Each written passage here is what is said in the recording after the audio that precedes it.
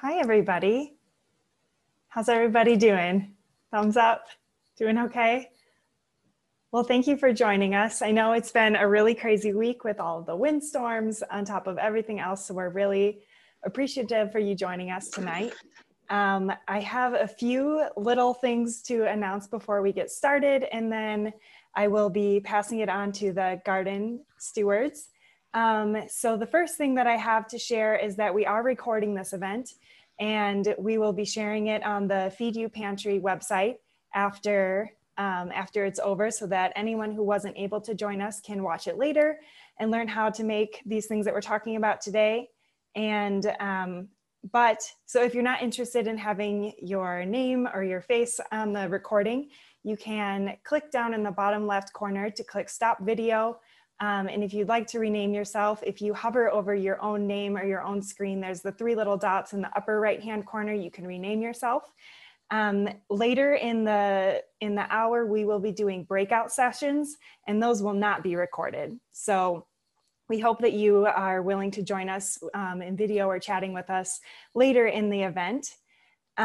So I will copy and paste our tentative schedule in the chat here for everyone to read, but we are going to talk through the recipes, or the garden stewards will be talking through the recipes first, and then we will do our breakout sessions where we actually work through the recipes. I thought that might be better in smaller groups, but each breakout group will have one of the garden leaders in the group. So if you have any questions, please feel free to save them for those breakout sessions. If you have any really important questions that you want to ask before that, please type them in the chat, and I will either answer them or I will bring them to the attention of the garden leader who is speaking at that time. So, and it's totally okay if we don't stay on this exact schedule. So we might have a little extra time for breakout sessions, depending on how things go. So I think with that, I will pass it over to, I should introduce our garden stewards. So I have Avery here with me, Ella Rose, Quinn, and Sarah. So I'm going to pass it over to Avery first to give a little bit of background information about the Edible Campus Gardens and what we're doing this fall. Yeah, thanks. So the Edible Campus Gardens, it's a program that's run through the Sustainability Office, which manages all sorts of sustainable initiatives around campus. Usually it'd be the farmers market. I really enjoy the farmers market that is canceled this year. So we're having a few other things, programs going on this fall. One of them is the Zoom cooking hours, which is, this is the first one. So we're all in this together. It should be a good time. Another one is the produce pickup. That's something that happens throughout the year in the fall usually. So usually we'd sell our produce at the farmer's market, and whatever we don't have left, we would try and give away. Like usually in the union, we'd try and pass it out to anyone who was around there. So we're doing that same sort of thing 3 times this semester outside of the campus store. 3 times. Our first one was yesterday, and it was awesome. Like we gave away almost everything that we had, which was pretty great. We're excited about that. We're expecting the next ones to be even bigger. I can find the dates that we're having that and post that in the chat later as well. How do we find out when those are? We have this little, we have like a poster we can show everyone. Usually in the campus gardens, Edible Campus Gardens, we would have volunteers, and that's like a fun thing to do. We're looking forward to having those again whenever it's safe to do that. Right now, it's just the garden stewards that are doing that. Since we can't sell anything at the farmer's market, and since we want to help out, we are trying to donate all of the food that we grow, all of our produce, to the Feed You Pantry. Those deliveries would usually be Monday, probably around 1 o'clock, 2 o'clock. So if you're still interested in produce, anyone with the UID can go to the Feed You Pantry, which is in the basement of the Union, and they can pick up our produce there as well. I think that is generally the programs that we're having this fall. So if there's any other questions, just let us know.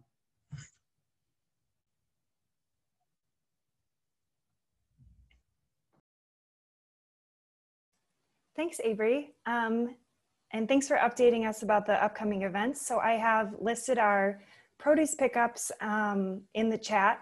And there was one question of, can we vary the dates that we are doing those events?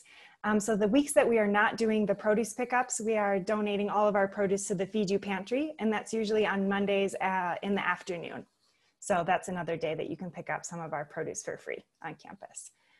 Okay, and now I'm going to pass it over to Quinn.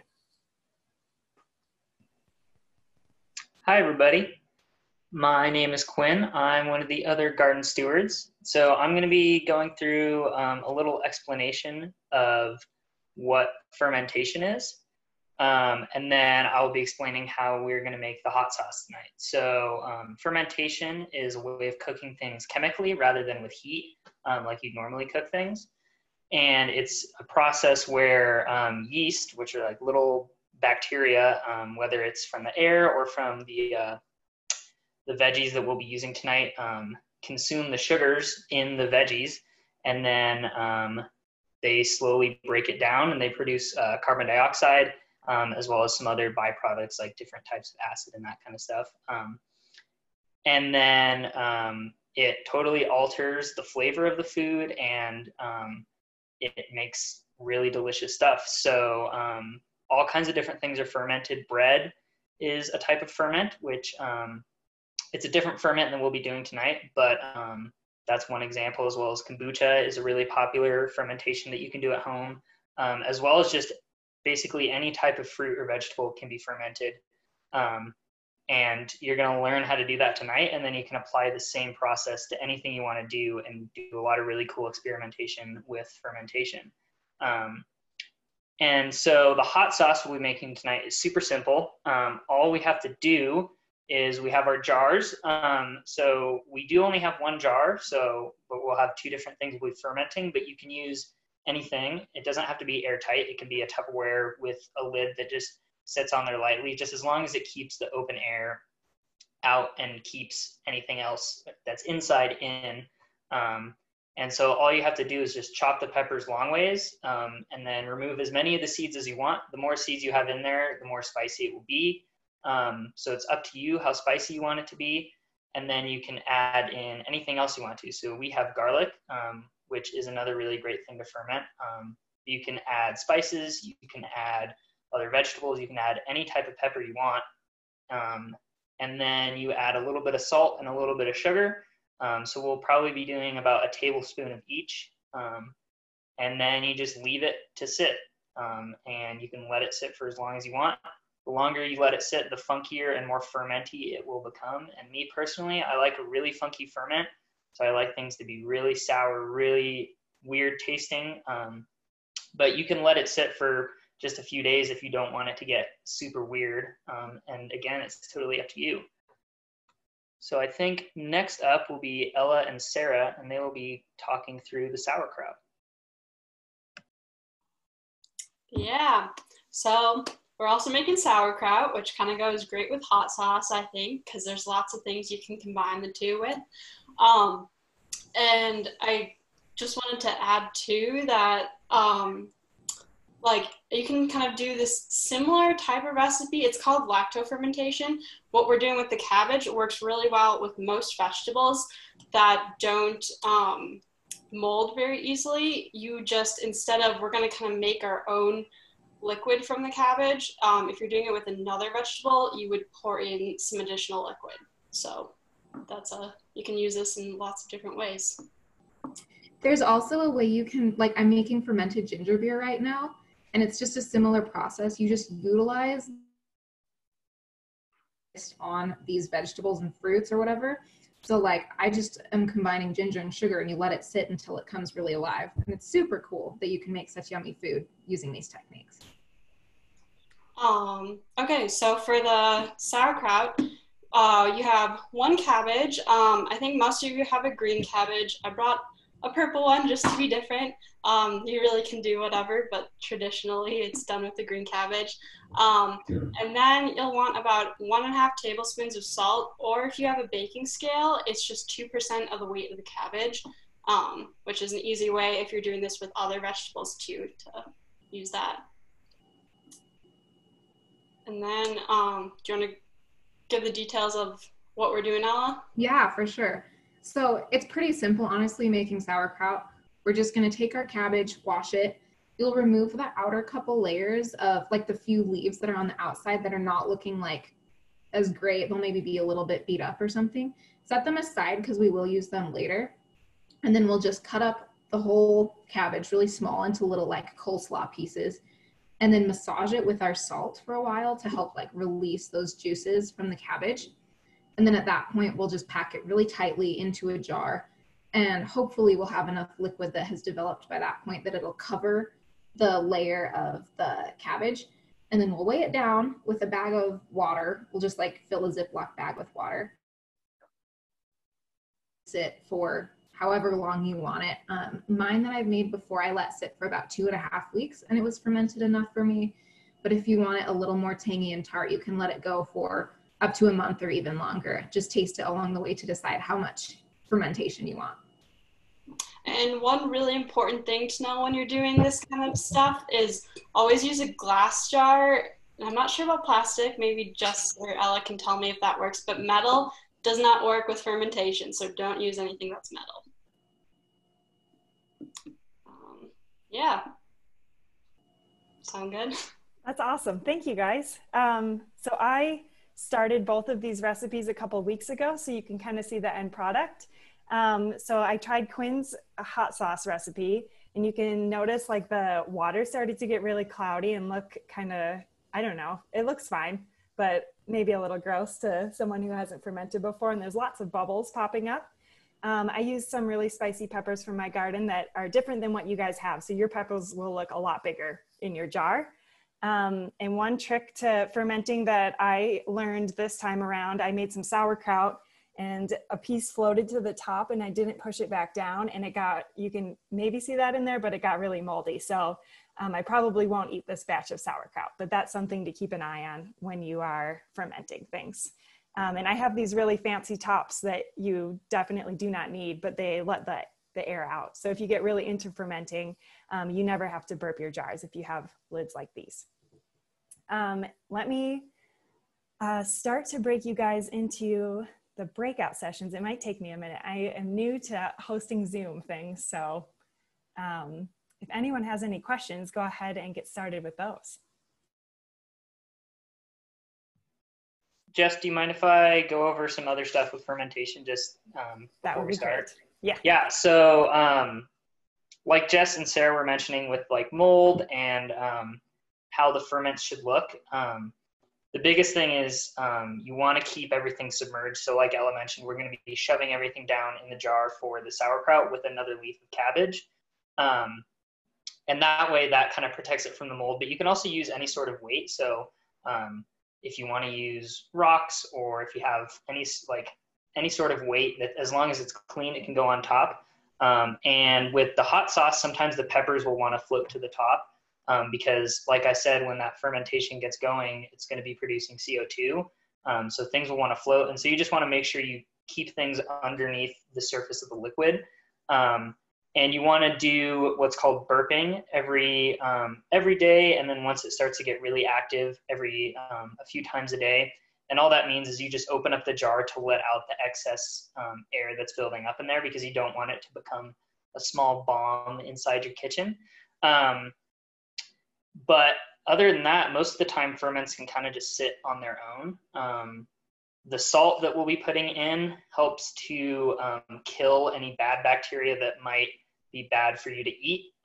And the bacteria that are good, which help in the fermentation, will actually fight off bad bacteria as well. So a ferment is really good at keeping itself healthy and making sure and doing what needs to be done so that you can actually eat it.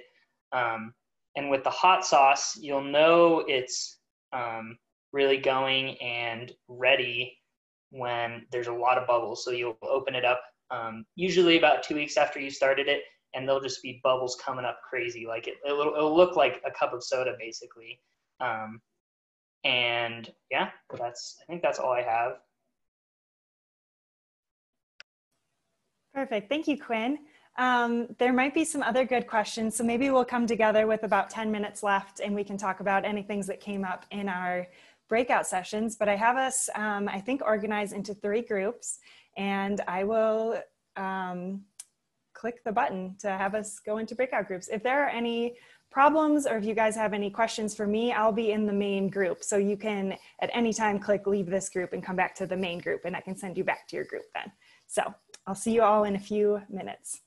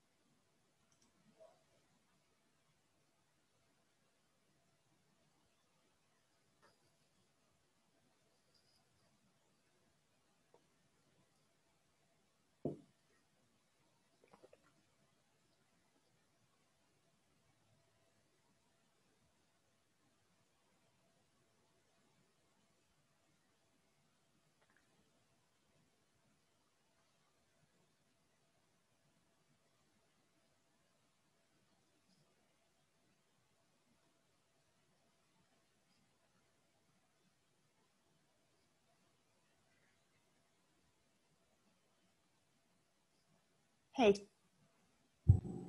My video wasn't working, so I backed out and joined back. Gotcha. Okay. Yeah, I can send you over. I just realized that your mom is on here too, which I need to move her to your group. Yeah. Okay. Awesome. Thanks. Okay. Let's see. It might take me a second to figure this out. Hi, Michael. How's it going? Hi. Is this the Zoom cooking class? It is. Yes. I will explain in just 1 second. Great.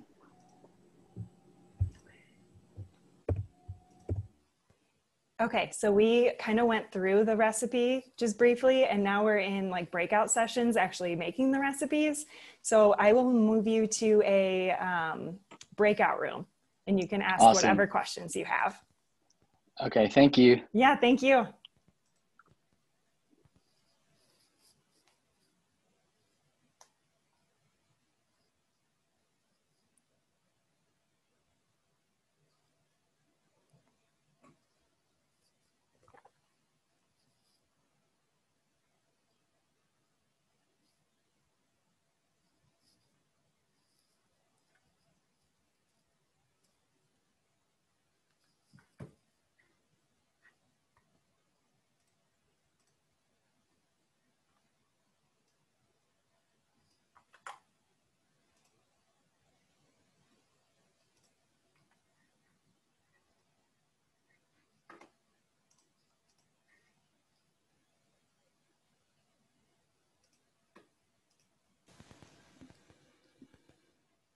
Hello, I'm here to deliver the hot sauce recipe. Thank you. You are very welcome.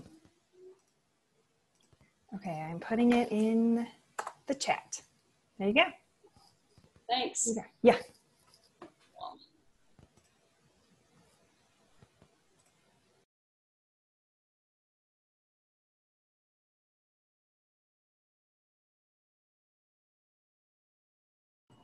Cabbage in quarters, and then we're cutting this part of the core out and then slicing it really thin and putting it in a bowl. This is an idea of how thin I've got mine sliced. Okay. Sort of like lettuce you would see on a taco. That's my reference here. Okay. I need a bowl. I'm really looking forward to trying sauerkraut with green cabbage, because when I made it before I used purple cabbage, and it'll be interesting just to see how different it is and if it's different at all really. Yeah, I'm the opposite. I've only used green cabbage. I've never tried purple cabbage, so I'll need to try that for sure. Yeah. Yeah, we love the purple sauerkraut I made before. That sounds really good.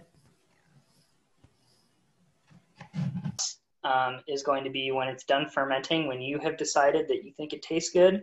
It's totally up to you. Then all you have to do is blend it up. So I like to take all of the peppers and the garlic out and blend that. So it'll kind of make like a paste. And then from there, you can add that brine until you get to a level of consistency that you want. So if you want a nice like chunky hot sauce, then you can either add no brine or just a little bit of brine. Or if you want a really liquidy hot sauce, then you can add a lot. And again, it's just up to you. It's totally whatever you feel like doing. It's your ferment, so it's like a little canvas for you to paint on. Oh, excuse me, Professor. Does it look like? So that is totally fine. If it's not dissolved, the salt and sugar, that's fine. It'll dissolve slowly. Okay. But it could also be bubbles in there from the water. True. So basically, I just let this sit for like a week or so, and then just ground it up, and that's my hot sauce. Yeah. So you want to make sure that you're burping it every day, because it will become a small bomb inside of that glass jar. But as long as you're letting that air out every day, then it's totally fine. And yeah, and it's up to you. So taste that brine every day, starting about a week from now. And when it tastes like something you'd want to eat and put on your food, then you can blend it up and it's ready to go. I have a question. What happens if it tastes really terrible? Is there any way we can fix that? Unfortunately not. Now that you've like gotten it started, it kind of will just take on the flavor of whatever's in there. But that's kind of the fun part of fermentation, at least for me, is like finding out what works and what doesn't work. So you might find that the type of peppers that we have today aren't the best, aren't what you like to eat. So then you might just have to go out and find different types of peppers. So you can get peppers that are spicier, peppers that taste different. You can add garlic, or you can even add even more obscure ingredients. Like I've seen people add really weird spices like cardamom or star anise, things like that, that'll add a completely different flavor. That sounds really good. It is. It's fun to see what works and what doesn't work. That's awesome. Thank you, Professor. Yeah. And so when you guys are ready, we can move on to the sauerkraut. And if you don't have another jar, we do have these plastic bags. Yeah, you can use any other jar. I use Adam's peanut butter jars for all of my ferments because I eat a lot of peanut butter. And even though they're not, their tops are not good for, say, like canning, where you need to be able to keep pressure, because you're going to be letting the air out every day, it doesn't need to be super airtight. So any sort of glass jar or plastic jar will work, just as long as it keeps whatever you have put in it in, and it keeps the outside air out. Hey, Quinn, I have a question for you. Yeah. Kyle and I made a hot sauce over the summer, and it wasn't like great because it was too vinegary. So we just like blended up a couple this wasn't fermented, but we ended up adding like a bunch of extra peppers in the end and just blending it. Is that something you can do with a fermented one, or would it like jeopardize the shelf life of it, do you think, by adding a bunch of like fresh stuff? I don't think it would, because it will. What's cool is it actually will continue to ferment even after you've blended it. So I have hot sauce that I made earlier in the summer, and I just have kept it in my fridge and used it. And the fridge will slow down the ferment a lot because it's in that colder environment, but it'll still ferment. So it'll actually change flavor, and especially once it's blended up, the bacteria will be able to consume the sugars and the peppers a lot more easily. So I don't think it would do much to the shelf life. It might mold a little bit easier, but if you're keeping it closed and in the fridge, it would probably be fine. Okay, cool. So that could be another option. If you taste your hot sauce and it's gross, you can add like some tomatoes or other peppers or something later. Yeah. Cool. Okay, I'm going to go check out Sarah's group. Cool.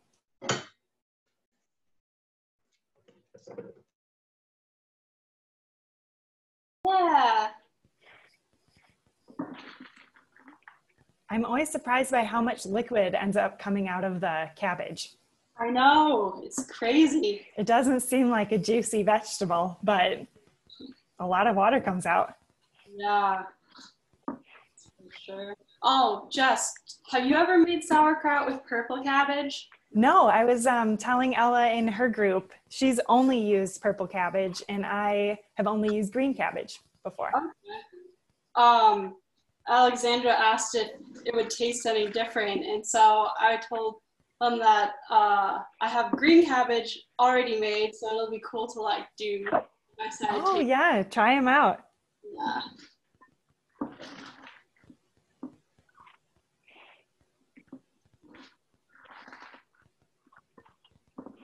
Wow, and I have to say that purple cabbage makes really pretty purple liquid. So I think it's really cool. Yeah, this just looks kind of, I don't know. It's actually really clear compared to the pepper one. The pepper one's really cloudy and kind of brown, but the cabbage one is more clear. Yeah. Although this is not a very good example since it got moldy, but.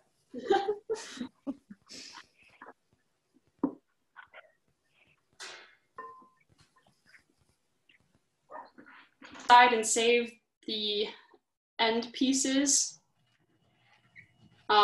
So like peel off any like outside pieces that like are kind of wilty or not that great, and then save those because we're gonna add those to the top of the jar to kind of seal them down.